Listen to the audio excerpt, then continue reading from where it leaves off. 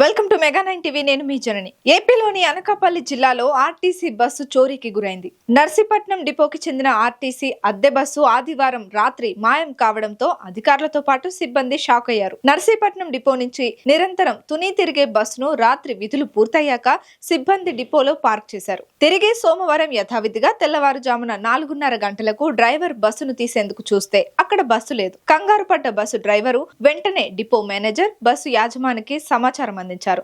అనంతరం వారి సమాచారంతో నర్సీపట్నం పోలీసులు 2 బృందాలుగా ఏర్పడి గాలించారు. చివరికి నర్సీపట్నం నుంచి అల్లూరు జిల్లా చింతపల్లి వెళ్లే రూట్ లో బస్సును కనుగొన్నారు.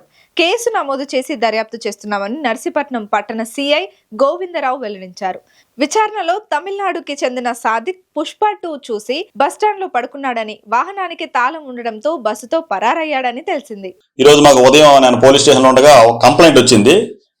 కంప్లైంట్ దాంట్లో గీతం రాజు గారు ఆయన హైర్ బస్సులు నడుపుతున్నారంటే ఒక 5 బస్సులు హైర్ బస్సులు మన ఏపీఎస్ఆర్టీసీకి పెట్టడం జరిగింది. అందులో మనకి తుని టు నర్సీపట్నం తిరిగే ఒక బస్సు మిస్ అయిందన్నట్టు ముందు మనకి తెలియపరిచారు.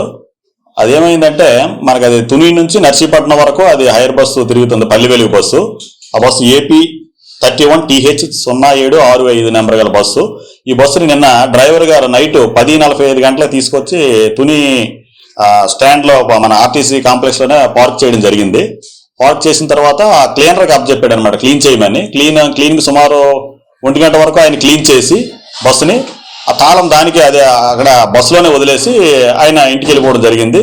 మళ్ళీ నెక్స్ట్ ఈ రోజు ఎర్లీ మార్నింగ్ 4:30కి వేరే ఒక డ్రైవర్ వచ్చి చూసేసరికి, అంటే నెక్స్ట్ 5 గంటల బస్సు స్టార్ట్ అవ్వాలి, 4:30కి ఆ డ్రైవర్ వచ్చి చూసేసరికి ఆ పార్కింగ్ ప్లేస్ లో బస్సు లేదు అనేసి వెంటనే వాళ్ళ ఓనర్ గారికి చెప్పడం జరిగింది. ఓనర్ గారు వచ్చి మనకి ఒక థెఫ్ట్ రిపోర్ట్, అంటే దొంగతనం జరిగిందని ఒక రిపోర్ట్ కూడా ఇవ్వడం జరిగింది.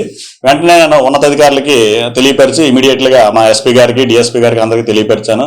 సార్ ఇమీడియట్ గా టీములు ఫామ్ చేయమన్నారు. ఎస్పీ సార్ ఆదేశాల మేరకు ఇమీడియట్ గా 3 టీములు, ఒకటి సీసీ కెమెరాలో వెరిఫై చేయడం ఒక టీము, నెక్స్ట్ రూట్లు 2 రూట్లలో తుని రూటు, నెక్స్ట్ చింతపల్లి రూట్లో కూడా ఏమైనా అవకాశం ఉంటుందని వాళ్ళకి 2 టీములు ఏర్పాటు చేసి పంపించాము. పంపించిన తర్వాత ఈ లోపు మనకి ఇన్ఫర్మేషన్ ఏమైనా వచ్చిందంటే ఈ బస్సు